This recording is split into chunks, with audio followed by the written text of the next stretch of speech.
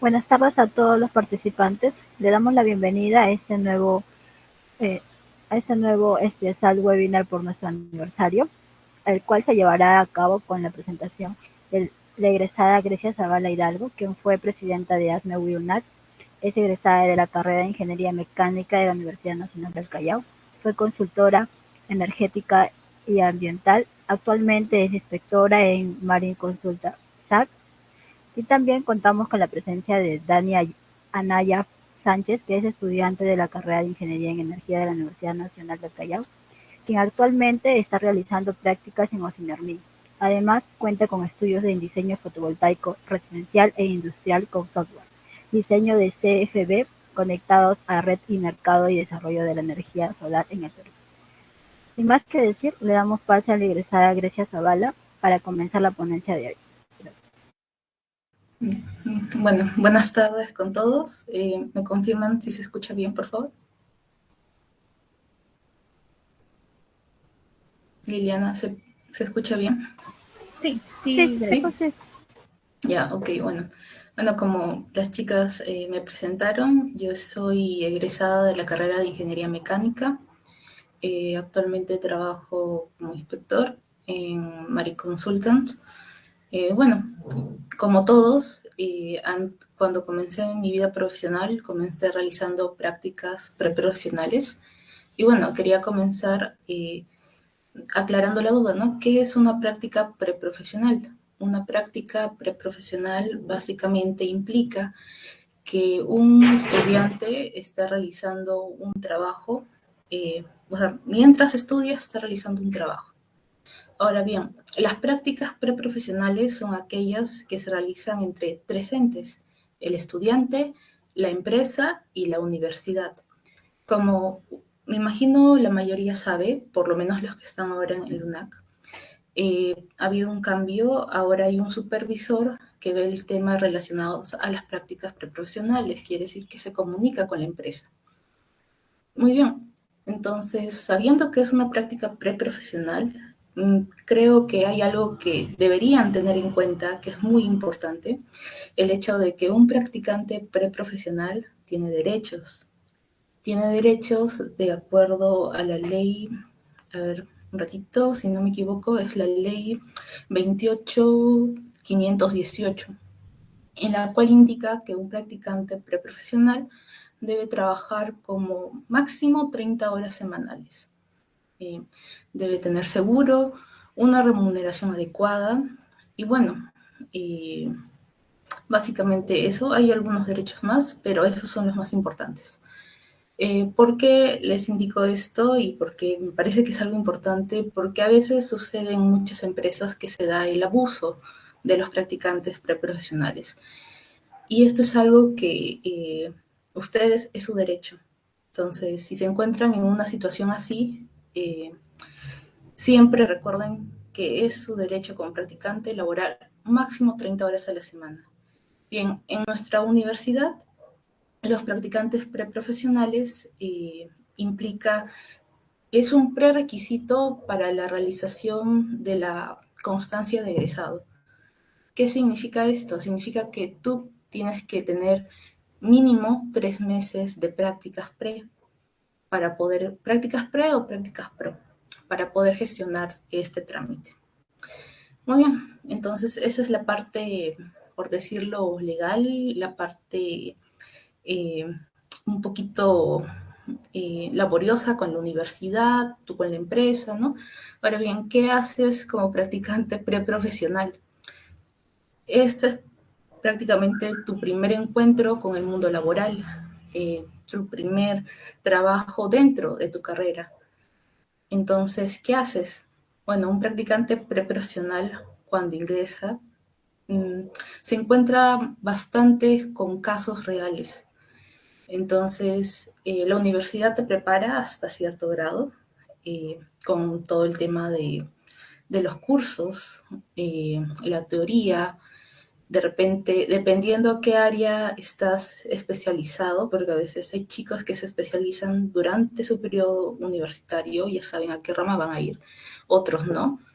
Hay otras ocasiones donde te has especializado en una rama, terminas en otra. Y eso es bueno. Las prácticas te ayudan a conocer más sobre diferentes ramas que tal vez tú no pensaste que te ibas a desarrollar. Entonces, como les decía, te ayuda bastante a ver casos reales. También todas esas habilidades blandas que son, yo diría, entre 50 y 60% son importantes las habilidades blandas, de hecho en cualquier trabajo, pero como este es el primero al que te estás enfrentando, es importante que sepas comunicarte, que te comuniques con tus compañeros, con tu jefe inmediato, para poder resolver cualquier problema, duda que tengas, porque si no sabes comunicarte, ¿cómo es que vas a solucionar tus dudas? Porque otra cosa importante de las prácticas es que vas a aprender mucho, vas a aprender de los proyectos en los que estás, vas a aprender de tus jefes, de tus compañeros, que es muy probable la mayoría ya tenga un buen tiempo ejerciendo. Entonces, las prácticas tienen muchos provechos y esa es otra de ellas. Que todo lo que tú has experimentado dentro de la universidad, como les decía, las habilidades blandas, acá las vas a desarrollar. Acá va a ser, en este trabajo va a ser útil. También que vas a aprender de gente que tiene años laborando, años en el campo, que ha visto diferentes proyectos de la misma empresa, que lo más probable es que ya tenga una trayectoria hecha de muchos años, entonces quiere decir que va a haber proyectos pasados de los cuales pues alguno te puede llamar la atención, de repente hay algo de teoría que estás viendo en algún momento en la universidad, en algunos cursos, y se aplica a lo que estás viendo en la empresa. A mí me ha pasado, estábamos llevando un curso, si mal no me acuerdo, de maquinaria industrial, y en mi trabajo estamos viendo algo parecido y te ayuda a relacionarlo. Entonces, ya, esto lo he visto acá y esto lo voy a ver en mi trabajo también. Entonces, te ayuda mucho eso. Bueno, además de eso, dentro de tus prácticas también, bueno, se requiere bastante trabajo en equipo. Tú no vas a trabajar solo. Lo más probable es que cuando ingreses te vayan a ayudar, te vayan a enseñar cómo es que se realiza el trabajo, porque cada empresa tiene sus formatos, tiene sus métodos, la forma como su organización, básicamente. Entonces te van a enseñar eso. Vas a aprender el tema de organización y bueno, el trabajo en equipo es importante porque en una empresa no solo hay una área, hay varias áreas. Puede haber el área de administrativa, el área de proyectos, el área de recursos humanos, el área, bueno, el tema de almacenamiento, diferentes áreas dependiendo de qué tan grande o chica sea la empresa en la que estés realizando tus primeras prácticas.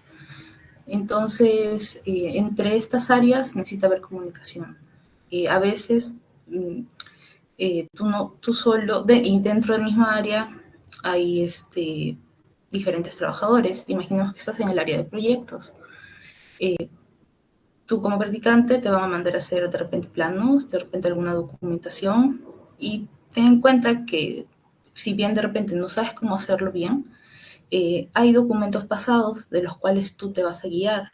No te van a pedir que inventes algo. Entonces, por ese lado, si es que estás nervioso o nerviosa, ten en cuenta esto, siempre hay un documento antiguo. Entonces, en ese caso, mi recomendación sería búscalo o en todo caso, pregunta. Siempre pregunta, no tengas miedo a preguntar si es que tienes alguna duda, si es que estás perdido, si es que hay algo de lo cual no entiendes. Siempre te van a querer ayudar, pero pregunta cuando sea de forma oportuna también. Como les decía con este ejemplo, estás en el área de proyectos, te mandan a hacer de repente algún plano y tú necesitas encontrarlo. comunicas con un compañero, él te va a guiar. Necesitas cierta información, pero tú no la tienes. Entonces, y no la tiene la empresa. De repente esa empresa ha sido subcontratada por otra y necesitas que esa empresa, la que contrató donde estás trabajando, te dé alguna información. Vas a aprender a hacer correos. Es importante saber comunicarse, lo que les mencionaba. Y bueno, fuera de eso, otra recomendación que les diría, ya cuando tengan cierto tiempo haciendo sus prácticas, siempre pidan a las personas a su alrededor, o en especial a su jefe, que les dé algún tipo de feedback, algún tipo de opinión de cómo van avanzando, para saber en qué pueden mejorar. De repente, su fuerte es hacer planos, perfecto, pero en la parte documentaria te equivocas, tienes algunos errores gramáticos de repente, o algunos, eh, no sé, de repente en el formato se te mueve algo. Entonces le pides una opinión y te va a decir, ¿sabes qué? Necesitas que mejores en esto. Eh, Cuando mandas correos no son lo suficientemente claros. De repente sí, tu archivo estaba bien, ¿no? Cosas así. Y bueno, además de eso, eh, necesitan bastante habilidad para adaptarse. Ustedes van a estar, como les mencionaba, van a estar en un área, lo más probable, pero puede que necesiten apoyo en otro lado. Entonces, estén siempre atentos a las oportunidades de aprendizaje. Pueden que terminen antes sus tareas.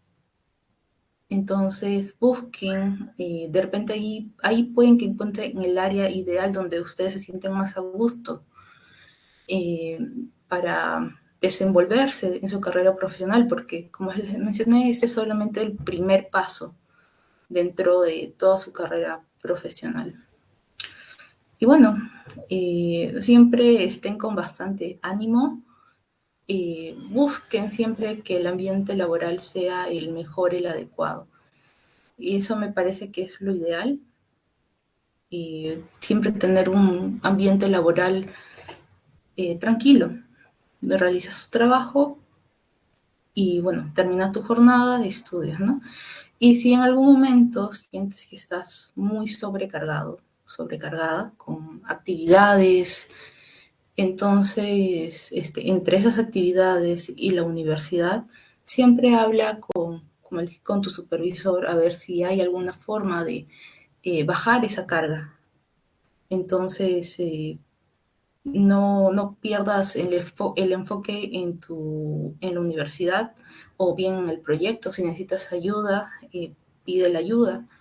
No te quedes callado. Y bueno, acuérdense también de dar esa prioridad a la universidad. Sé que es emocionante estar en tu primer trabajo, pero acuérdate que esto es un prerequisito, pero todavía no terminas la universidad. Es por eso que los practicantes trabajan menos horas, para que usualmente se dan en octavo, noveno ciclo, en algunos casos,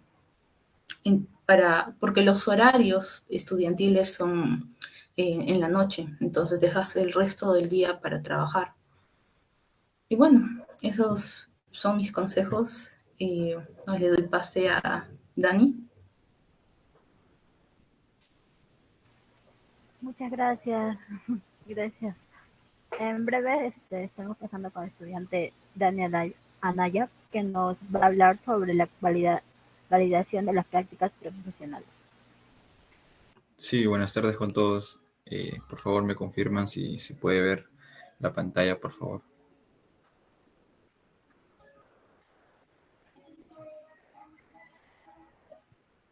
Un momento, por favor.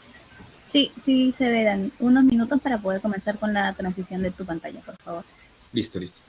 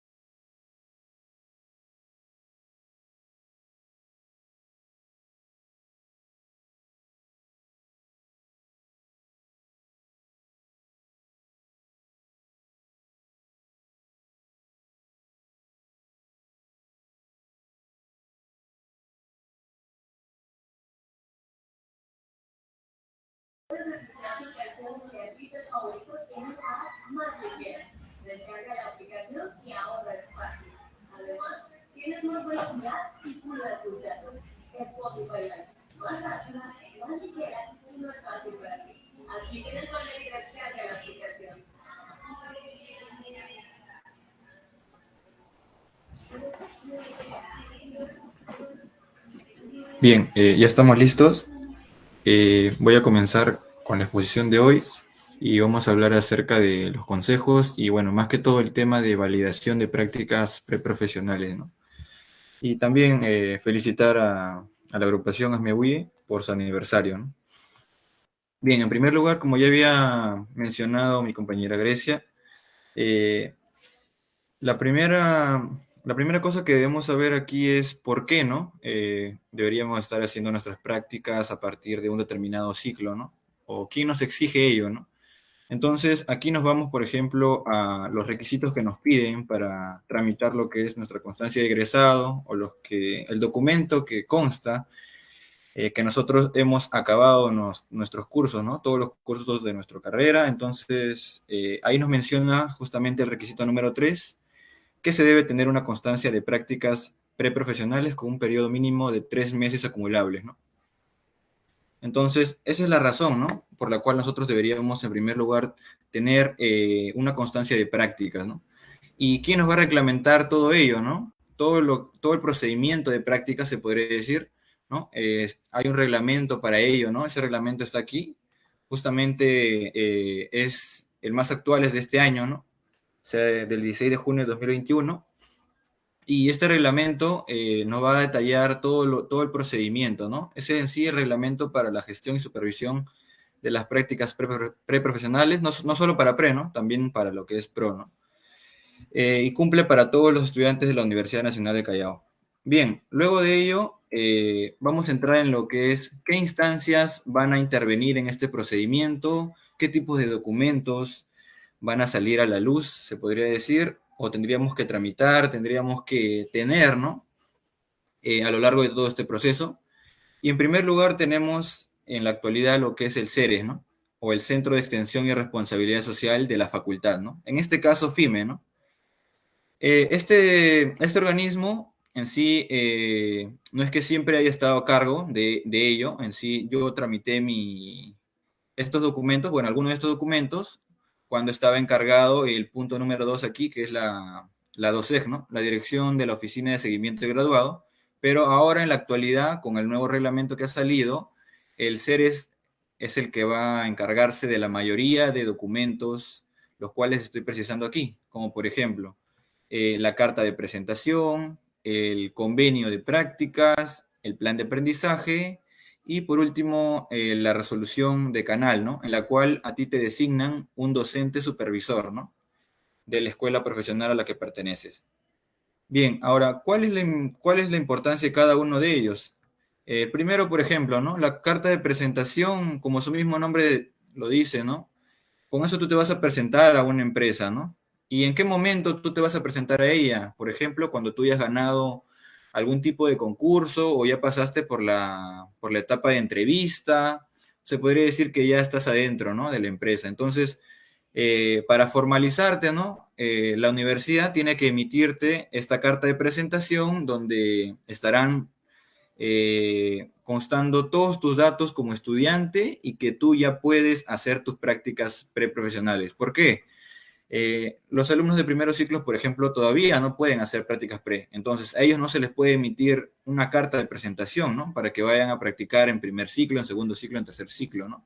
La universidad no les da ese aval.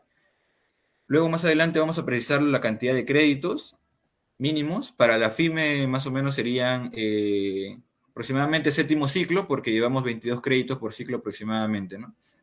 Entonces, ahí va a estar ello y también, ¿no? Una vez que ya ingresaste a la empresa, te deben dar ciertos datos, ¿no? Por ejemplo, a qué puesto has ingresado, cuál es la dirección de esa empresa, cuál es la RUC, con quién vas a ver tus otros trámites, ¿no? Los trámites que siguen, ¿no? ¿Quién es el designado, ¿no? El que te va a supervisar las prácticas también dentro de la empresa y ese tipo de datos, ¿no? Y de una manera un poco más formal, se podría decir, está el convenio, ¿no? En el convenio ya es un poco más preciso el tema de, por ejemplo, remuneraciones, algunas cláusulas que se tienen que ver ahí, y más que todo las firmas, ¿no? Las firmas que deben estar de los tres entes que había mencionado anteriormente Grecia, el cual son la universidad, el estudiante y también la empresa, ¿no? Bien, aquí estos dos creo que son los que un poco más difícil, se podría decir, de tramitar al inicio, ¿no? Porque recién estás aventurándote en este mundo, ¿no? Se podría decir, de las prácticas pre. Los demás vamos a ir precisando a medida que pasa la charla, ¿no? Luego está también la dirección de la Oficina de Seguimiento de Graduado. Ellos en la actualidad, más que todo, se encargan del registro, ¿no?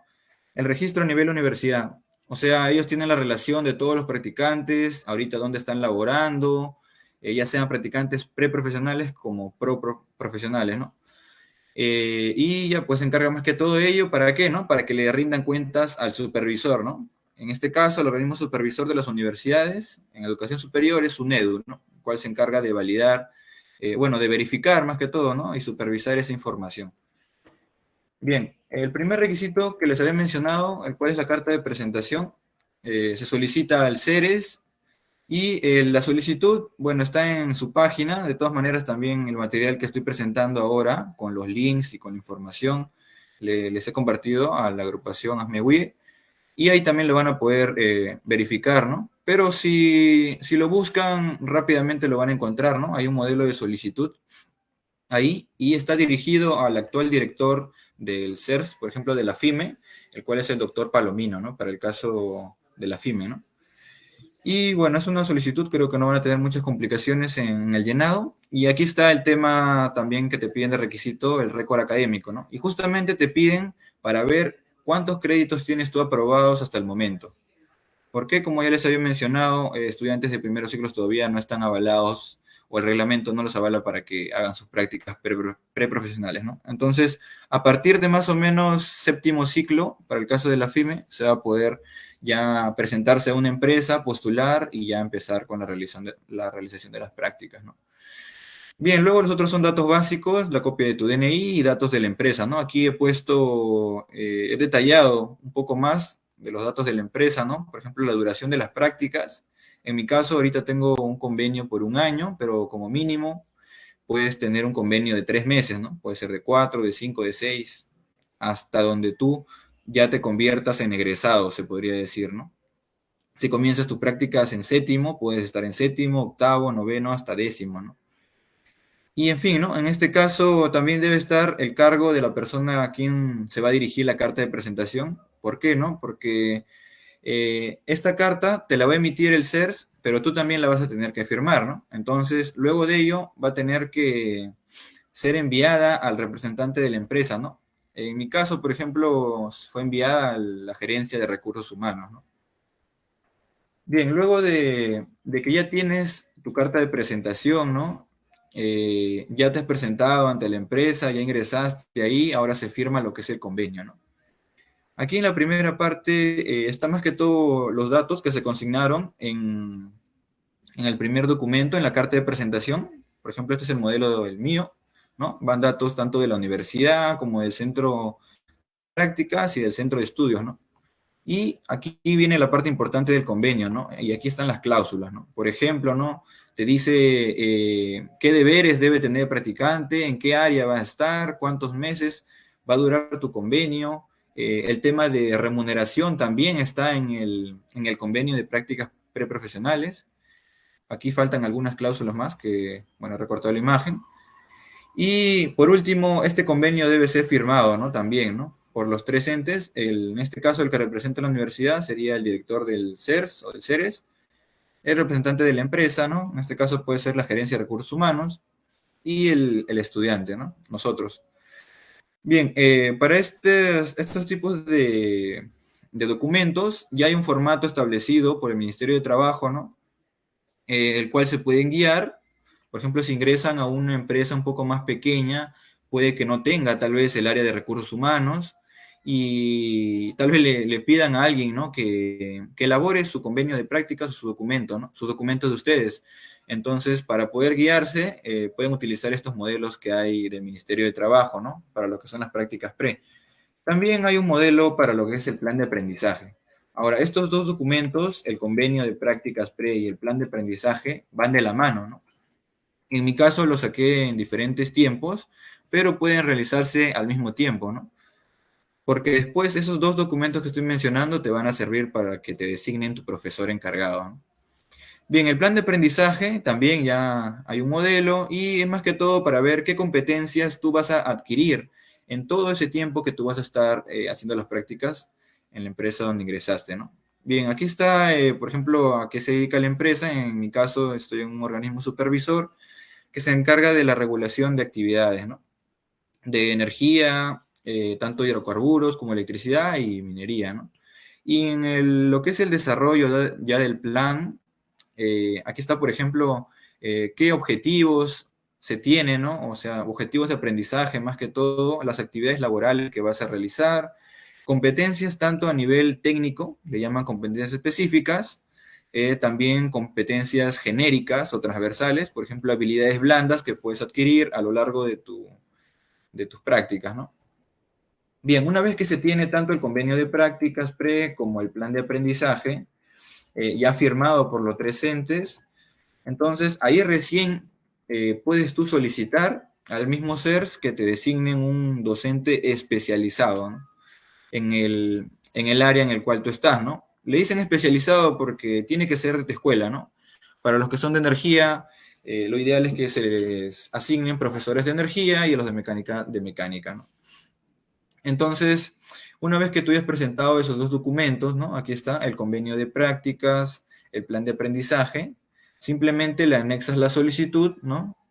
En la cual solicitas que se te designe un profesor para que haga todas estas labores, ¿no? Los cuales son supervisión, seguimiento y la suscripción del informe final, ¿no? Bien, el informe final sería más que todo para acreditar y poner todas las pruebas de que tú en realidad has estado realizando prácticas, ¿no? En el tiempo en el cual tú estás informando, ¿no? Se podría decir.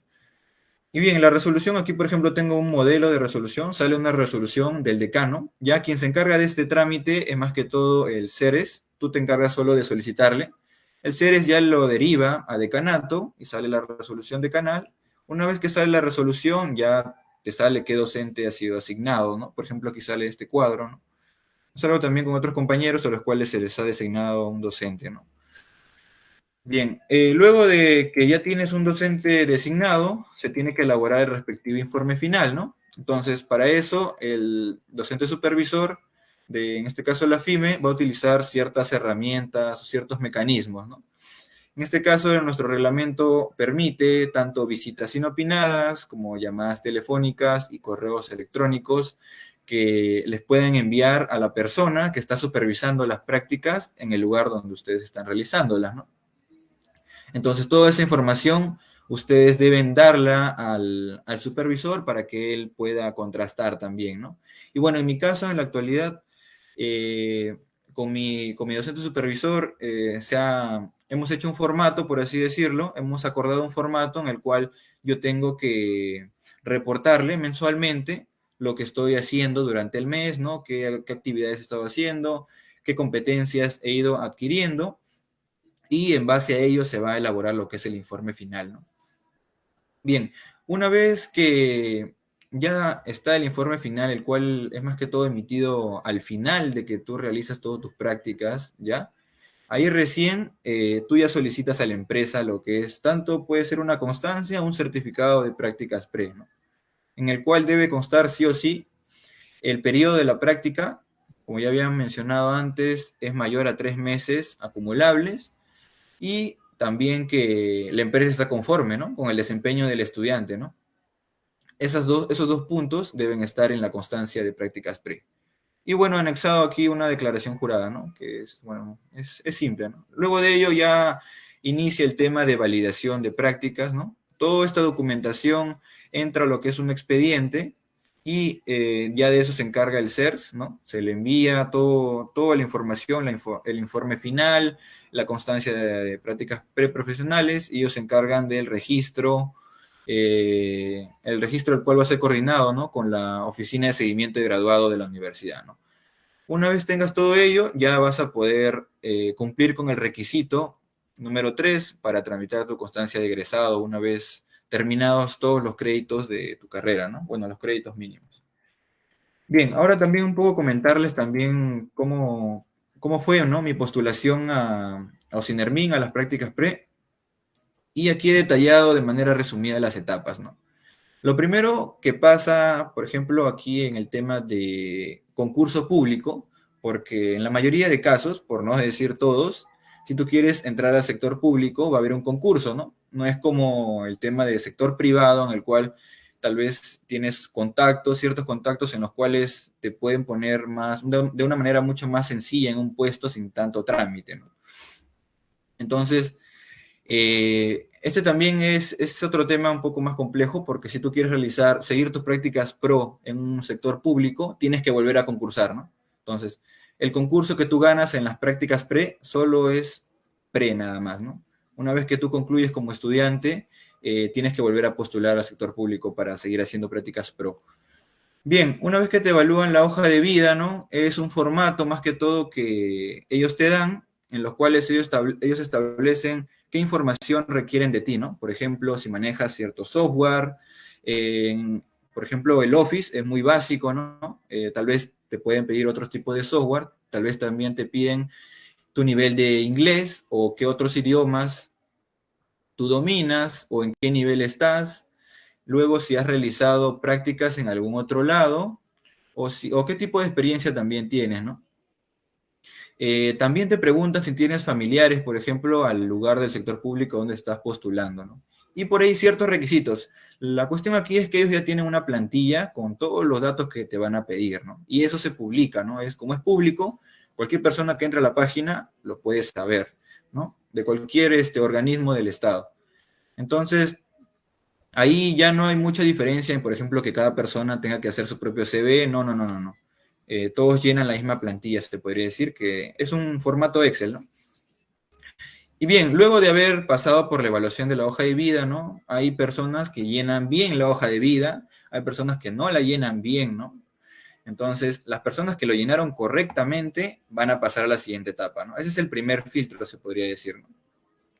Luego de ello ya viene poco lo bravo, se podría decir, que es el tema de evaluación de conocimientos, ¿no? Al menos a mí lo que me tocó fue una prueba en la cual me vinieron la mayoría de preguntas de la rama eléctrica, y justo lo pude descubrir ya después de haber postulado ya, de dónde provenían esas preguntas, ¿no? Y aquí les he puesto algunos ítems, que era más que todo como Ocinermin es un organismo regulador, necesita trabajar bastante con las normativas, ¿no? Entonces, aquí están algunas de las normativas de las cuales sacaron las preguntas. Por ejemplo, hay algunas que son bien conocidas, como la Ley de Concesiones Eléctricas, su respectivo reglamento, el Código Nacional de Electricidad, y luego viene aquí, por ejemplo, esta norma que no es muy conocida, la norma DG, reintegros y recuperos de energía eléctrica, y la cual tiene que ver con los hurtos de energía, ¿no? A los hurtos de energía les llaman recupero, se podría decir, porque la concesionaria o la empresa eléctrica tiene que facturar por la energía que tú has consumido, pero que ellos no tienen registrado, ¿no? Entonces, por eso le llama recupero, ¿no? Es como que recuperan su energía. Y reintegro es lo inverso, ¿no? Cuando ellos te cobraron de más, tal vez, y entonces necesitan reintegrarte energía a ti, ¿no? Como si te debieran a ti, ¿no? Entonces, esta normativa te regula ello, ¿no? Y ustedes dirán, ¿no? ¿Qué tantos casos hay de hurtos de energía? Bueno, sí hay demasiados casos, los cuales se tienen que resolver, ¿no? Varios tipos de conexiones clandestinas van a encontrar acá, y cómo se verifica, cuál es el procedimiento para la facturación de las mismas, ¿no? Porque la concesionaria, al fin y al cabo, quiere recuperar toda la energía que tú has consumido y no la has registrado, ¿no? No la tienes registrada con su medidor. Bien, otra normativa básica, que tal vez sí la van a ver en la universidad, es la normativa de tarifas eléctricas, o como su nombre completo dice, opciones tarifarias y condiciones de aplicación de las tarifas al usuario final, ¿no? Aquí van a encontrar todo lo que son las tarifas a baja tensión, a media tensión, y cómo es su facturación, ¿no? Si se cobra por solo energía o se cobra por energía y potencia, quiénes consideran las horas punta, las horas fuera de punta, etcétera, ¿no? Bien, otra normativa que también seguro van a ver en la universidad es la normativa de calidad, ¿no? Tanto para los servicios eléctricos como nosotros, que contamos con una red cercana, bueno, normalmente como Lima, por ejemplo, las capitales de los departamentos, de las regiones, les corresponde, ¿no?, la norma técnica de calidad de los servicios eléctricos, pero hay sectores rurales a los cuales tienes que aplicar otra normativa, ¿no? Ya esto tiene que ver un poco más con los, no sé si se habrán dado cuenta que en sus recibos eléctricos aparece un punto que se llama sectores típicos. Entonces se divide a ciertas regiones del país por sectores típicos y de acuerdo a esos sectores típicos se ve si aplica la normativa técnica de calidad de los servicios eléctricos o servicios eléctricos rurales, ¿no? Y por último, también se va a ver casos, por ejemplo, cuando se requiere instalar un nuevo suministro o se requiere ampliar la potencia que ya se tiene en un lugar, ¿no? Por ejemplo, no sé, quiero subir de 2 kilowatts a 5 kilowatts y tienes que hacer el trámite y también cumplir con ciertos requisitos, ¿no?, de las conexiones. Por ejemplo, te hacen presentar planos eléctricos de tus conexiones internas, etcétera, etcétera, ¿no? Títulos de propiedad, varias cosas legales también por ahí. Y bien, estas son las normativas las cuales les recomendaría leer o revisar antes de postular a la evaluación de conocimientos, al menos ante OSINERMIN. Y más que todo ello, ¿no?, respecto a la evaluación. Una vez que pasan esta evaluación, ya tienen que aprobar el examen con más de 10, o sea, sacar, como cada pregunta creo que vale 2 puntos, pueden sacar 12, 14, 16, 18, hasta 20, ¿no? Si sacaron 10, 8, 6, 4 o 2, no van a poder pasar a la siguiente etapa.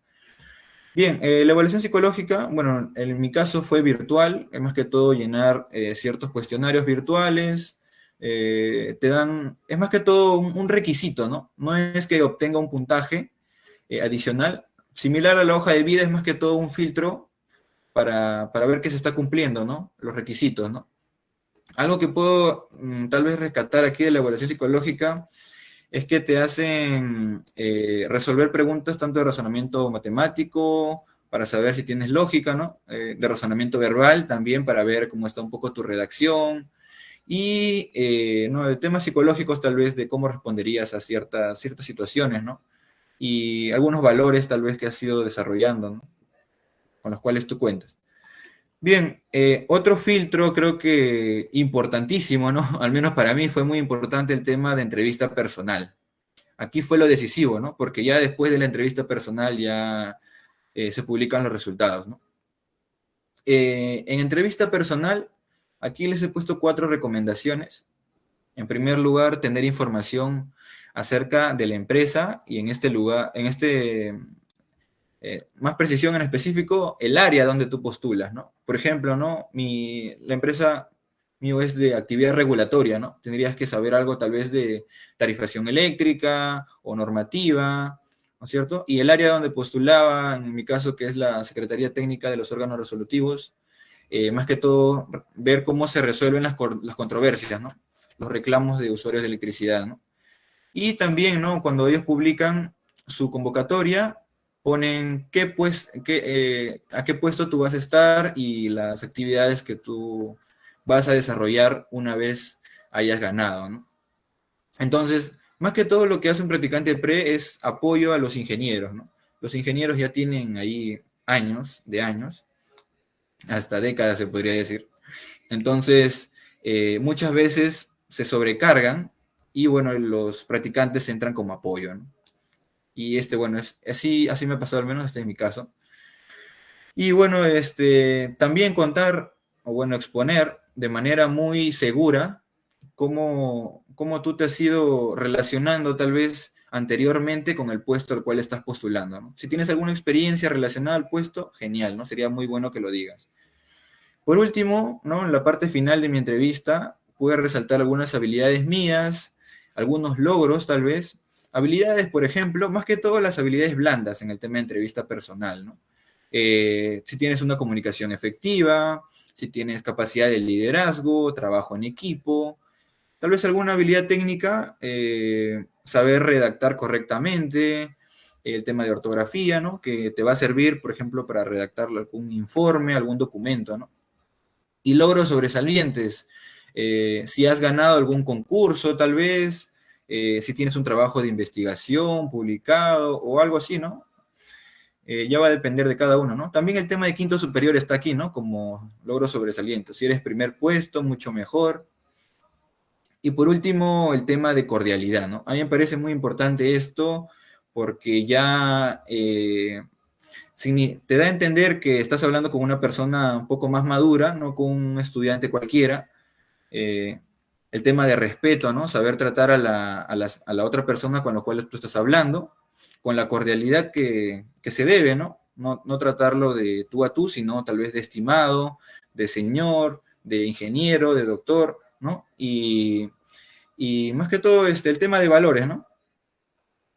Bien, estos son los puntos que les puedo recomendar respecto a entrevista. Y luego de ello ya se publican los resultados, ¿no? En el tema de puntajes, la evaluación de conocimientos valía el 50% y la entrevista personal el otro 50%, ¿no? Si aprobaste conocimientos, ya en entrevista ya se define, ¿no? Y así, pues, eligen a dos personas, al menos en este caso eligieron a dos personas, de las cuales una es la ganadora y el otro es como que, si es que no acepta la persona que ganó, entra la segunda persona, ¿no? Como yo sí acepté, normal,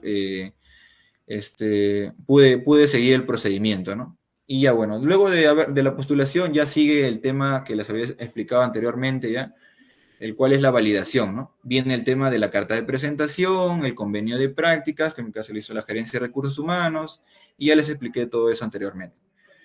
Bien, el último consejo final, el cual es capacitarse siempre. Aquí he puesto algunas cosas básicas en la parte izquierda, por ejemplo, el tema de Office, ¿no? Tanto Word como Excel, tal vez por ahí dominan Access y PowerPoint, ¿no?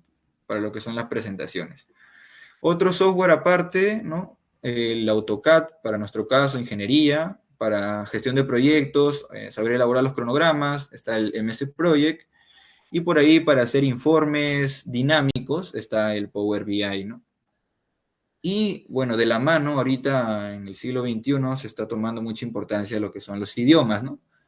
El cual el idioma más resaltante se podría decir que es el inglés, ¿no? El inglés, tanto el inglés americano como el inglés británico, ¿no? La cuestión es que este idioma está muy, muy requerido, se podría decir, más que todo por las empresas que son transnacionales, ¿no?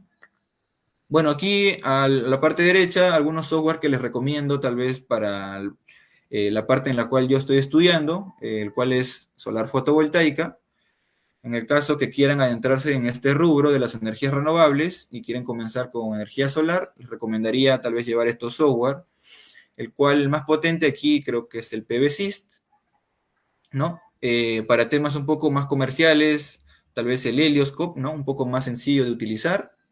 Y bueno, otro software gratuito aquí del Laboratorio de Energías Renovables de Estados Unidos es el SAM, ¿no? O System Advisor Model. Bien, eso sería todo por ahora. Si tienen alguna consulta, quedo atento, ¿no? Muchas gracias. Muchas gracias, Dani. Ahora pasamos a la ronda de preguntas, el cual nos hace las preguntas. ¿El practicante puede realizar horas extras? Bien, no sé si puedo contestar yo o está ahí Grecia. Bien, en todo caso. Sí. Sí, Grecia, ¿quieres dar tu punto de vista ahí? No, comienza tú, no hay problema. Bien, yo como había escuchado también atentamente a Grecia, ¿no? Es que nosotros tenemos un convenio, ¿no? Un convenio de prácticas preprofesionales, que es el análogo a un contrato, ¿no? Pero no es un contrato, es su análogo, ¿no?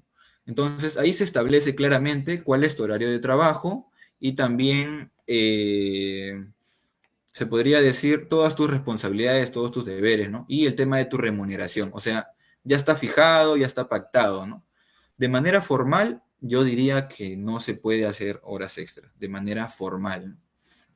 Tal vez de manera informal, ¿no? Que te digan, quédate y después de trabajo, no sé, te vamos a dar, no sé, para tu pasaje, para tu cena, ya es otra cosa, ¿no? Porque para eso está ya el convenio, ¿no? En el convenio está establecido cuántas horas tú debes laborar. Ahora, aquí hay un detalle, ¿no? Por ejemplo, mi modalidad es virtual, ¿no? Yo estoy haciendo mis prácticas pre de manera virtual y eso me permite tal vez tener un poco de flexibilidad de horarios, ¿no es cierto? Justamente yo comencé a buscar prácticas cuando estábamos en época de pandemia, ¿no?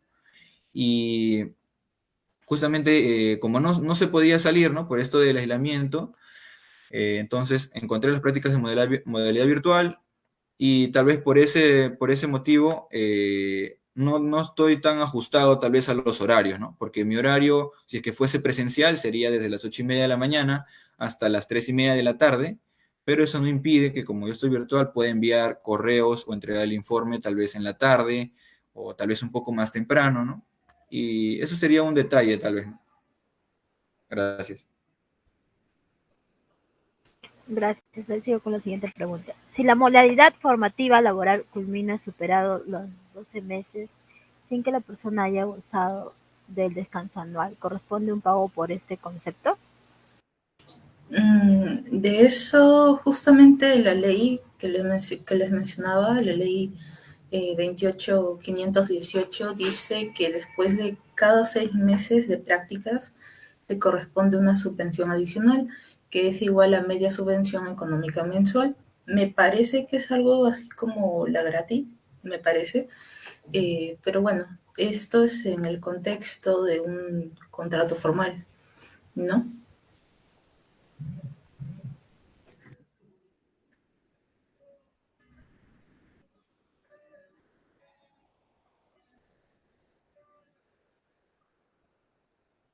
No, la siguiente con la pregunta. ¿La práctica profesional es evaluada? ¿Qué pasaría si jalarías las prácticas? Mm, Bien, justamente había mencionado que hay una conformidad, ¿no? Esto está escrito, ¿no? Está escrito en el reglamento, ¿no? Aquí está. Se debe emitir una constancia, el cual hay conformidad con el desempeño. Y más que todo, no es que jalarías, ¿no? La cuestión es que tal vez la empresa, como no está contento con tu desempeño, no te emite la constancia de ser, o el certificado de prácticas pre, ¿no? Y si no tienes eso, prácticamente no podrías sacar, ¿no? Tu constancia de egresado, ¿no? No es que jales, ¿no? Se podría decir que como no lo estás haciendo bien, o tal vez no se está generando pérdidas o algo así, eh, te puedan impedir, ¿no? Eso, la emisión de tu certificado de prácticas, ¿no? Claro, y es muy poco probable realmente que eso pase, porque generalmente si es que estás haciendo algo mal, ellos te lo van a hacer saber.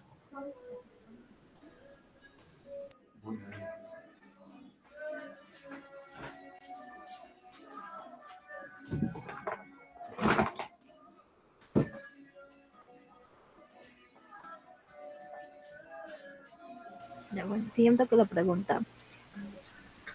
¿Cuál es el plazo máximo para prestar servicios como practicante profesional?